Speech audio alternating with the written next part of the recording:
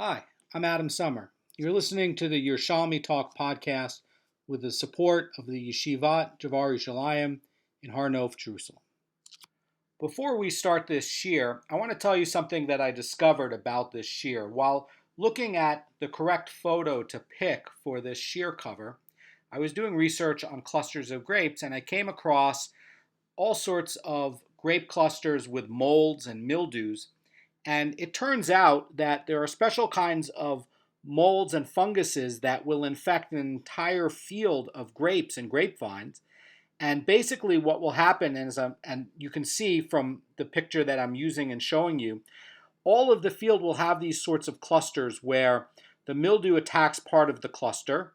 It doesn't have shoulders and dripping because the fungus has attacked so much of each individual grape cluster that effectively it's become an oleilos. They've become oleilos because the grape cluster has stopped part of it from developing. And so we're coming into a shiur that's talking about an entire field that has oleilos. And part of how that could be is that could be where you have this fungus or mold or blight that attacks the field and the vineyard, and it leaves it where the entire field doesn't really develop properly. It doesn't really develop these kinds of normal, healthy clusters. So if you have a case where the oleilos are because it's not developed, then that would be the case where it's an oleilos. But this kind of fungus and mold, it's called, if you'd like to look it up, Guignardia Bidwellii. And you can look up online for fungus grape clusters, and you'll see lots of these. And basically, what this fungus turns the grape cluster into, where there'll be each cluster, there'll be edible grapes, but a lot of it is non-edible and is not viable. And so the fungus itself turns what would have been a normal healthy cluster into oleilos. And that's how you can come up with a field full of it. So there is a real scientific and a real agricultural basis for how this can come to be. And I propose that we call this shiur diseased grapes, because I think that's the most likely case where a field full of oleilos could occur. We're going to continue the shiur now. This is Peah, chapter 7, Halacha 6. So this Mishnah is going to be pretty long, but the Gemara is going to be a little bit short. Now, in chapter 7, Halacha 4, we were talking about partnerships. Rabbi Akiva has two famous students. One is Rabbi Yehuda, and one is Rabbi Meir. And this is going to be a debate in Halacha 6 between Rabbi Eliezer and Rabbi Akiva.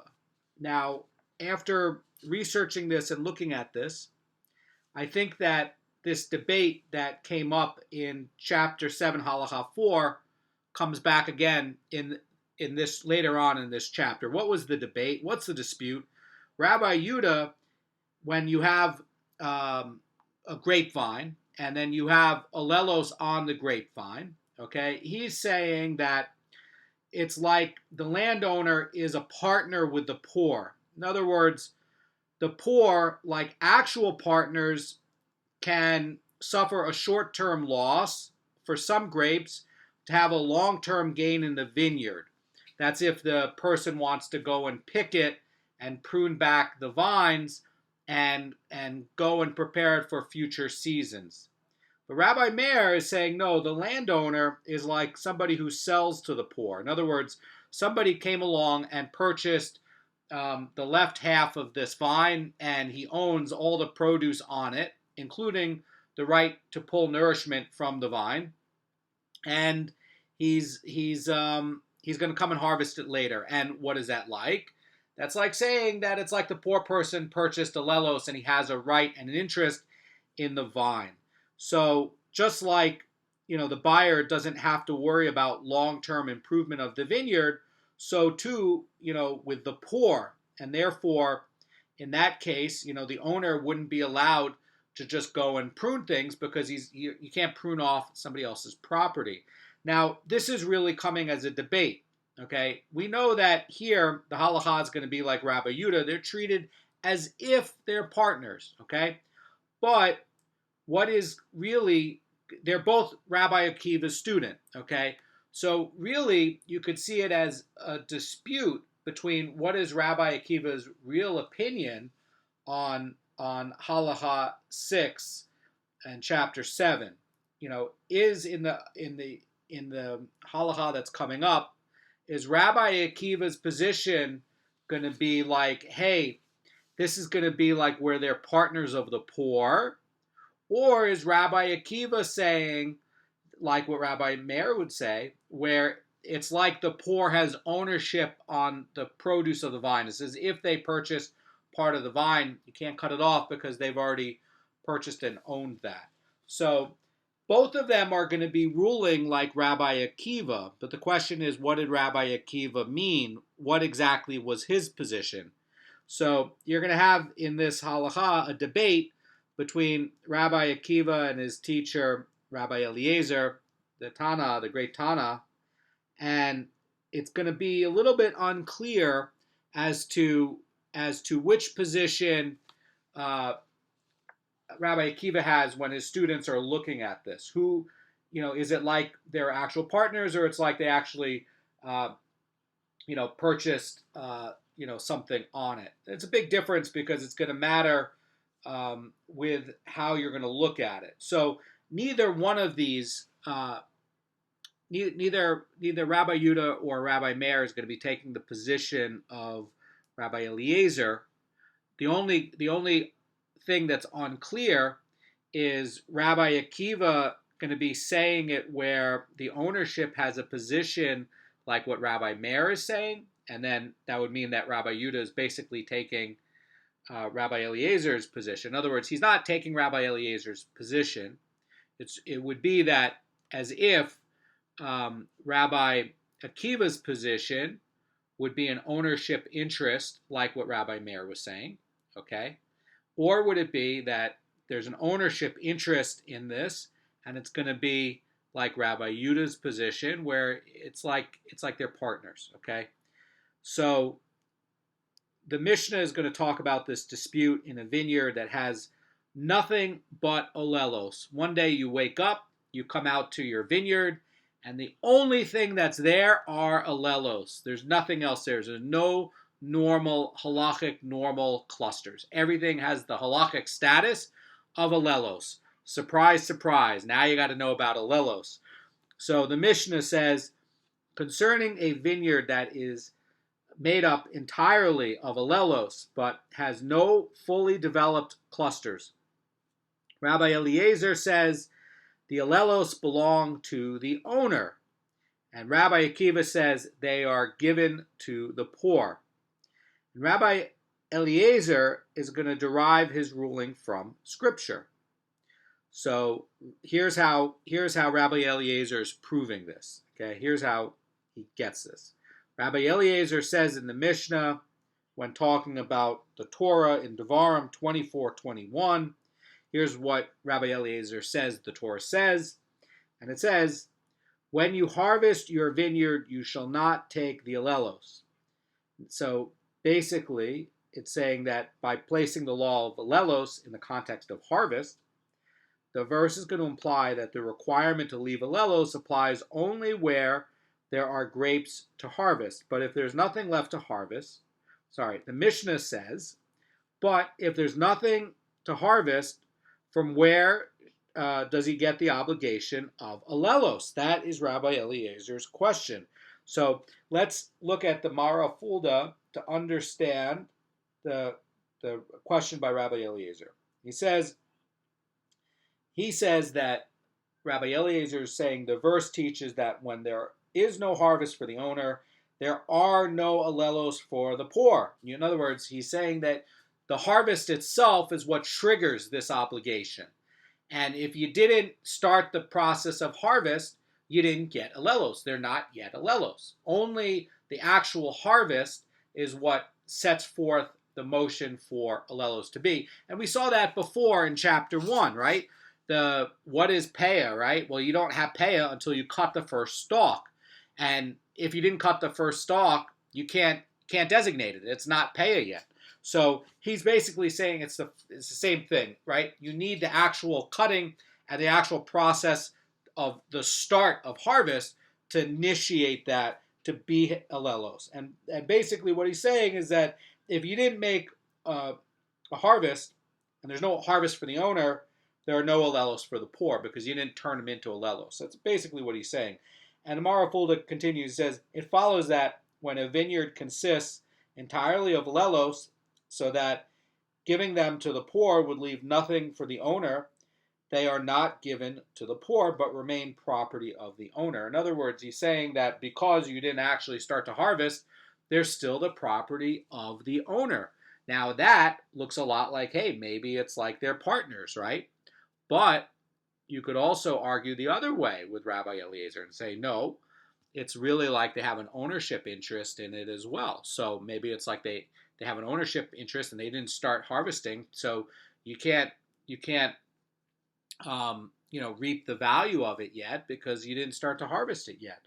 So there's two ways to look at it. Now, again, Rabbi Meir and Rabbi Yehuda, his students, are going to be saying the opinion of Rabbi Akiva, but Rabbi Akiva's opinion is going to be murky as to which it is. It probably is going to be, Rabbi Akiva's position is probably going to be like Rabbi Yehuda, which is as if they have a partnership, but it's still unclear. Okay, so here's what the Malbim says in Leviticus 19:10. Okay, he says that the term to harvest refers specifically to the gathering of full clusters of vines, whereas the term teolel refers to the gathering of underdeveloped clusters for oleilos. And by having the law of oleilos with reference to harvesting, the verse indicates that the law applies only when the gathering of oleilos is preceded by an act of harvesting. That's what the Malbim is saying. So in other words, by the gathering of full clusters, you're actually able to do the gathering of oleilos because the gathering of full clusters comes first. That's how the Malbim is looking at this verse in Leviticus 19:10 about the harvest. And when you have no full clusters, then there can be no harvest, and then you would say there's no obligation to leave oleilos to the poor. So how are they getting this? They're saying that, because in the Torah, harvest is written before Teolel, which is, the gathering of underdeveloped clusters, oleilos, right? So before you have harvest, and if you didn't do harvest first, you didn't do the Teolel after. And if you didn't have one, you can't do the other. So that's how the Malbim is explaining this. So let me read this again from Rabbi Eliezer. Okay, Rabbi Eliezer is saying the oleilos belong to the owner.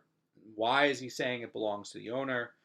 He's going to be quoting from this scripture, and he's going to be saying that Rabbi Eliezer said, the verse states, when you harvest your vineyard, you shall not take the oleilos. So again, harvest comes first, and then the requirement to do and gather oleilos comes after. And so the Mishnah continues, says, but if there is nothing to harvest, where shall the obligation for oleilos come? So Rabbi Akiva is also going to have his view from Scripture. Now, Rabbi Akiva's view is the following, okay? Let me go back to the start of the Mishnah. He says that if you have a vineyard of all oleilos, they're all given to the poor, okay? So again, is this like a partnership that they're all going to the poor? In other words, they're all going to the poor because it's like a partnership and he has an interest in the oleilos, and since they're all oleilos, they go to the poor. Or are you saying, oh, no, it's like he has it's like he's purchased it. It's like he's purchased these vines. And what's on the vine? It's just oleilos. Therefore, they go to the poor. Which one is it, right? So you could see either Rabbi Yudah's position from chapter 7, halacha 4 here, or you could see Rabbi Meir's position from chapter 7, halacha 4 here. Question is, what would Rabbi Akiva exactly be arguing? That's unclear. So Rabbi Akiva also gets his view from Scripture, and he's going to be quoting from also Leviticus 19:10, which we just talked about with the Malbim. And here's what it says. Rabbi Akiva said to him, this is the Mishnah, the verse states, and your vineyard you shall not take oleilos. And this basically is going to imply with the law. So where it says, the Mishnah continues, says, even if the vineyard is constituted entirely of oleilos. So the Mara Fulda says that the verse does not say in your vineyard or from your vine or from your vineyard, but your vineyard. Okay, it doesn't say in your vineyard, and it doesn't say from your vineyard. It says your vineyard. Okay, that's what Rabbi Akiva is pointing out. It says your vineyard. It doesn't say from your vineyard. It doesn't say in your vineyard. It says your vineyard. Okay, and so that is going to mean, says the Mara Fulda, the entire vineyard. Therefore, even if the vineyard consists entirely of oleilos, they must be given to the poor. Here's what the Malbim says about this as well. The Malbim says, alternatively, since this verse does not mention betsier, which is this harvest of full clusters, it's evidently discussing a case in which there are no full clusters to harvest. And nevertheless, the verse demands that the oleilos be left for the poor. So it would follow that even if a vineyard contains nothing but oleilos, they are left to the poor. So that's a good question. It's a great point. Now the Mishnah is going to question the view of Rabbi Akiva. So here's what this question is. It says, if so, that the oleilos in this vineyard are for the poor, why is it stated in the verse, when you harvest your vineyard, you shall not take the oleilos, which implies that the law of oleilos applies only when they are full-fledged clusters to be harvested. And the Mishnah explains, according to Rabbi Akiva, this verse teaches that the poor have no claim on the oleilos before the harvest begins. So let's go back and look at the Malbim, and let's also look at the Mara Fulda. So the Mara Fulda says, according to Rabbi Akiva, the verse's mention of the harvest refers not to the act of harvesting, but to the time at which the harvesting took place. And the Malbim says, the verse tells us that until the owner begins harvesting the vineyard, the poor have no claim to the oleilos. So basically, says the Derech Emunah, okay? Derech Emunah is going to read like this from chapter 4, Seif 118. It's going to say, the ruling is relevant only when the vineyard contains both oleilos and full-grown clusters, where, however, there are only oleilos, the grower will never begin harvesting, according to Rabbi Akiva, for the entire vineyard is for the poor. In that case, the poor may enter when most people begin entering the vineyards. So it continues and it says, the Mishnah does not address the question of how Rabbi Eliezer deals with the proof text of Rabbi Akiva. Rather, the Gemara is going to discuss that matter. So we need the Gemara to see what is Rabbi Eliezer's response to this. And basically, although Rabbi Eliezer is going to employ this verse first to teach the law of a vineyard that is entirely oleilos, he also agrees that the poor may not take oleilos before the harvest begins. So on that point, when the time occurs, when the time is Rabbi Eliezer and Rabbi Akiva agree. He also says that the poor may not take the oleilos before the harvest begins. The harvest has to begin for it to, according to Rabbi Akiva, be oleilos, but also for them to be able to come collect oleilos. So that's how they're reading the Torah and understanding it. And in some way, the disagreement between Rabbi Eliezer and Rabbi Akiva is very small. On the timing, they actually agree. The Mishnah explains the following. Here's what the Mishnah says. According to Rabbi Akiva, this verse teaches that the poor have no claim on the oleilos before the harvest begins. But again, Rabbi Eliezer agrees with that. They both agree with that. So that's really a key point. On this point about before the harvest, there's a disagreement about whether it belongs to the owner, whether it's given to the owner and belongs to the owner, or whether it's given to the poor. That's the disagreement, okay? But they both agree that the poor have no claim on the oleilos before the harvest begins. So the question is going to be an ownership issue, okay? At what point is it going to be like they're partners, or is it going to be like they own a part of the vine? Now, granted, even if they own part of the vine, if the vineyard owner is saying like, hey, we're not ready for you to come in and collect it yet, it's not ready yet for harvest, then they have no right to come in and harvest.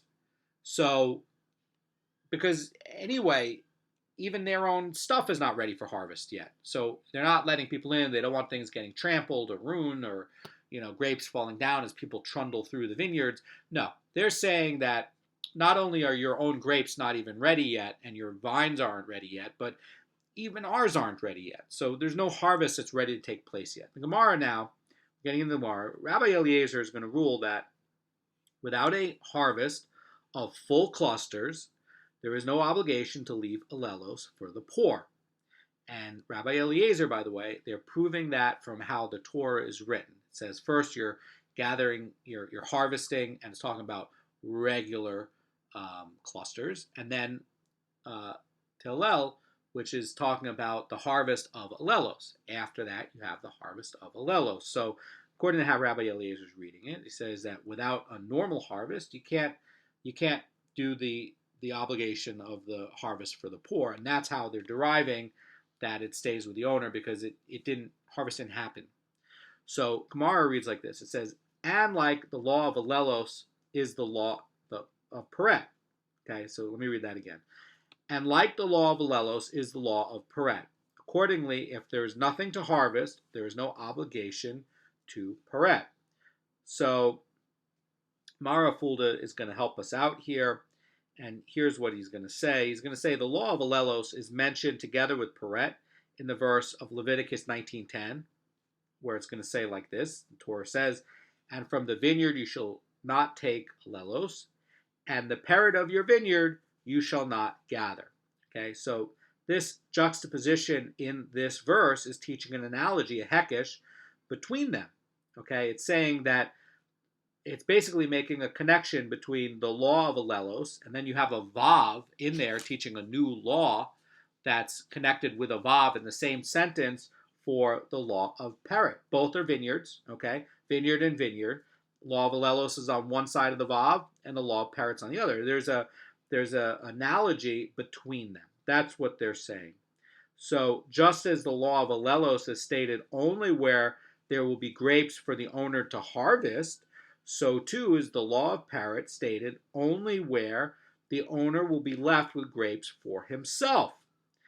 If the harvest is so bad that giving the peret to the poor will leave nothing to the owner, there's no requirement for peret. Now, the Vilna Goan is going to look at this a little bit differently. And here's how he's going to say it. He's going to say that the Gemara's statement is focused on Rabbi Akiva's ruling that the poor may not take the oleilos before the harvest. So the Gemara rules that the same is true of peret. Thus, if single grapes fall before the harvest begins, or falls as a result of an external cause, they do not belong to the poor. And this has already been taught earlier in an earlier Mishnah. So our Gemara, this point here is going to be that the ruling is derived from the law of oleilos. That's what the Vilna Goan says. So the Gemara is now going to elaborate on Rabbi Eliezer's ruling. So really, this is stated here anonymously, where it's saying, and like the law of oleilos is the law of peret, accordingly, there's nothing to harvest. There is no obligation of peret. This is stated as really as a fact because it's pointing to this earlier Mishnah. So there's going to be that's put in here to really like set the tone of this Gemara and conversation. So we have to have this connection between the two. And what are we trying to connect? We're trying to connect when is this obligation of harvest and what is the status of ownership before that harvest. That's why this is in here. The Gemara elaborates Rabbi Eliezer's ruling, and it says that the obligation of oleilos applies only if there remains a harvest of full clusters soon after the harvest. But if a wild animal ate the harvested grapes right after they were harvested, there is no obligation of oleilos. And in that case, the oleilos remaining on the vines belong to the grower. So here's how the Mara Fulda explains it. Okay, so the Mara Fulda says that this Gemara says and tells us that when the verse teaches the law of oleilos is contingent on the harvest of full clusters, it does not mean that the mere presence of full clusters in the vineyard triggers the requirement of oleilos. Rather, it's what's needed is for the person to actually harvest these full-grown clusters and retain ownership of them for a time. And therefore, if you have wild animals that come and consume full-grown clusters immediately following the harvest, there's no obligation for oleilos. According to the Vilna Goan, the Gemara's case is going to be where an animal eats the full clusters before the person harvests them. And the Gemara is teaching that since they were never actually harvested, the oleilos are not left for the poor. So that's a really good point, and it seems very, very consistent. So Rabbi Eliezer rules that without a harvest, the poor receives no oleilos. And the Gemara is going to give a minimum measure of a harvest. What's going to count as a harvest for a vineyard? What's the minimum measure? Okay. Oftentimes, the Gemara and the Halacha wants to know what is the minimum amount. So the Gemara reads like this. It says, how many full clusters are considered a harvest? Very good question. Gemara says, those of the Academy of Sheila said, 3 clusters together that yield a quarter of a log of juice. In other words, they're saying that if the vineyard contains less than this this minimum amount of full clusters, it is a vineyard constituted entirely of oleilos, and therefore the oleilos belong to the grower. In other words, the Academy of Sheila is saying that you take 3 clusters and you squeeze the 3 clusters together and it makes at least a log of juice. And if it can't do that, it's basically considered that you can't make a harvest, and that it's as if it's a harvest full of oleilos. So the Rosh Cirilio says like this, says that the Gemara has 2 conditions of a harvest for grapes. Okay, minimum has to be 3 clusters. And the other condition is that 1 revis of juice, which is, by the way, a quarter log, right? So 1 revis of juice from the vineyard as a whole. So if the owner gathers 3 full-grown clusters, which together yield at least a log, a revis, a quarter of a log, which is a revis, of juice, he has a harvest, okay? If you have 2 full-grown clusters, however, it's not going to be a harvest, even if together they have a revis of juice, says the Rosh Cirilio. And the same is true if you have full 4 clusters, and together it doesn't make a revis of juice. So, if, however, the vineyard contains 4 or more of full-grown clusters that together yield a revis of juice, then even if no 3 of them combine to produce a revis, they are going to be considered a harvest because they meet the Gemara's two requirements. So I want to point out, according to the Rambam here, the Rambam in Matanos Aniyim, chapter 4, Halacha 22, says that this measure, the three clusters that produce a revis, also governs the time at which the poor may enter the vineyard to take the oleilos. Once the owner harvests this amount, they may enter until he does, but they may not enter until he does so. So this is the trigger at which point poor people can enter and begin to harvest. Now, you don't want people coming and bouncing around vines, searching, poking, things like that before the harvest started, because they're going to knock over grapes, they're going to knock over and damage vines, they're going to knock over and damage produce, they're going to get in the way of the farmer doing his work. And there has to be a time, and it's when the farmer starts to harvest. The harvest is a good enough quality that you have three of these vines, three of these clusters, that you can get three clusters, and also you can do a quarter revis of juice, and you got a quarter log of juice, which is a revis of juice, and it's got to be together. So this is the minimum for this mitzvah. Okay, why is that? Because it's a deep, agadic, mystical thing. You need at least a revis for wine for Shabbat, or grape juice for Shabbat.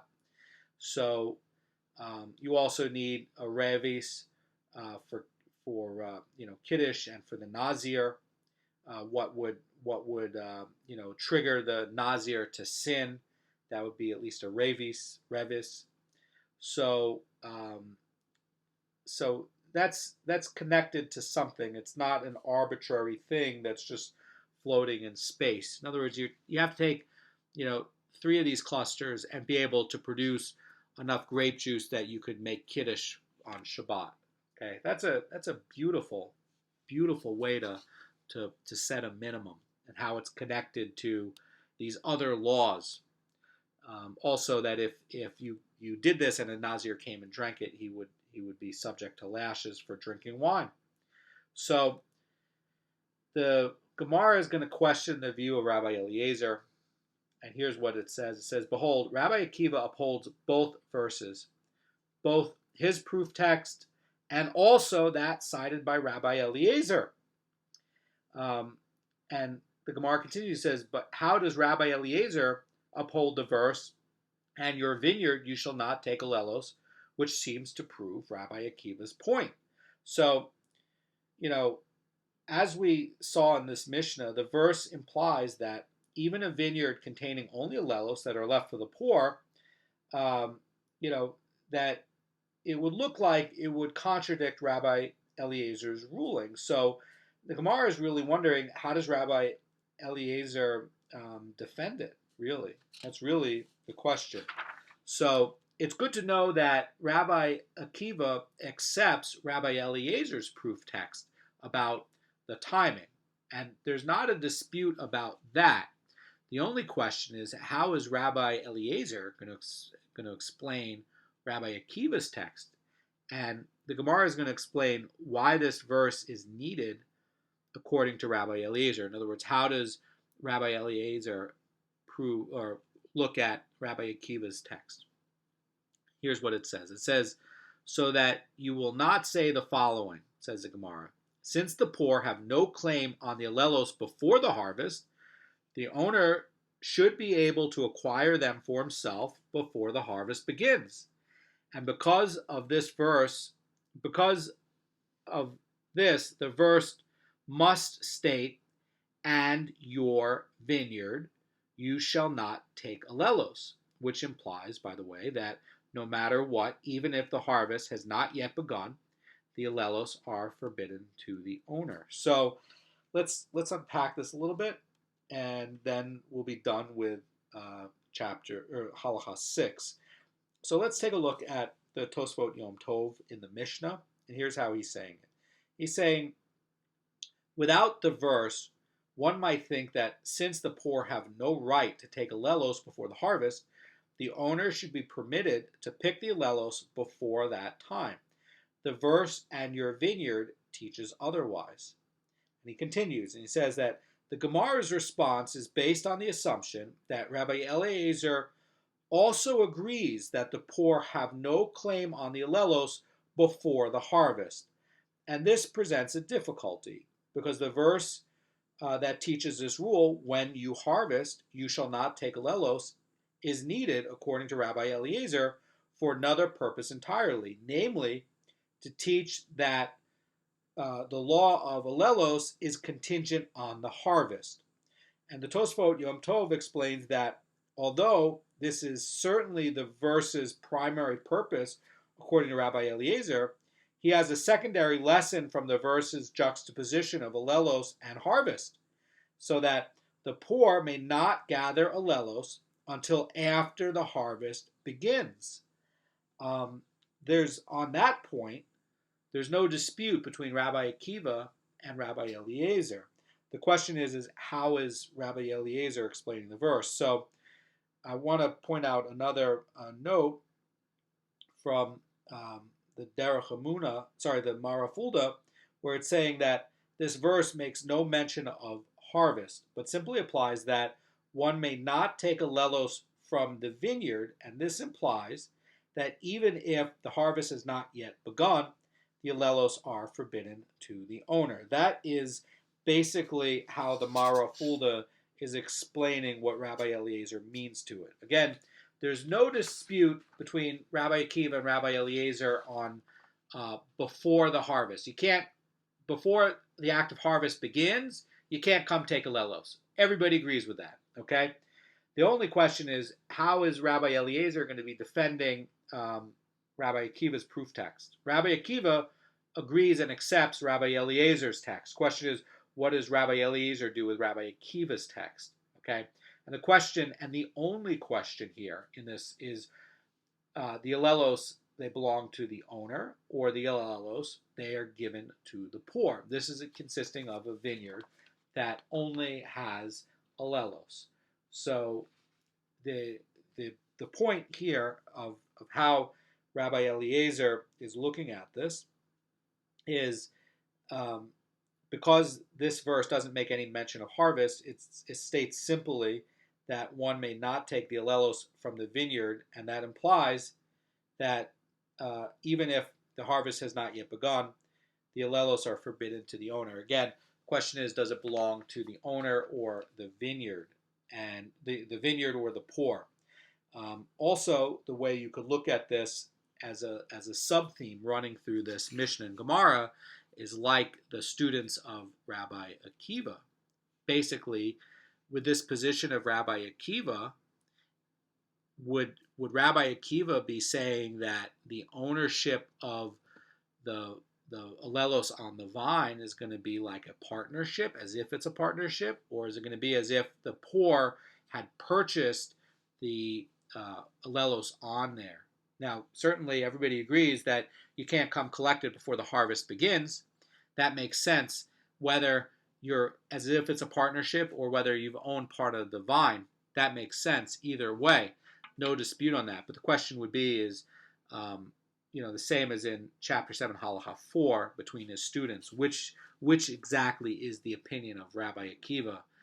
And I'm not really sure. So you could make an argument either way. It's probably going to be like Rabbi Yudah, but you could make a very strong case also by Rabbi Meir as well. So that's a really beautiful halacha and a really beautiful Mishnah. And really, what I like about it is that the Chachamim organize this in a way where it helps us to see how they're reading and how they're pulling halacha out of the scripture. Now, there's nobody alive today who knows how to do this or has this tradition, but it's amazing that we have this text that lets us look at how they're reading the Torah and the Mikra and deriving meaning out of it. And that's what's so interesting. And also it's so interesting to see that really Rabbi Akiva and Rabbi Eliezer are not so far apart. It's just that the way that Rabbi Eliezer is handling Rabbi Akiva's text, he's forced into that position where it stays with the property of the owner. So that I think is really neat. Thank you so much.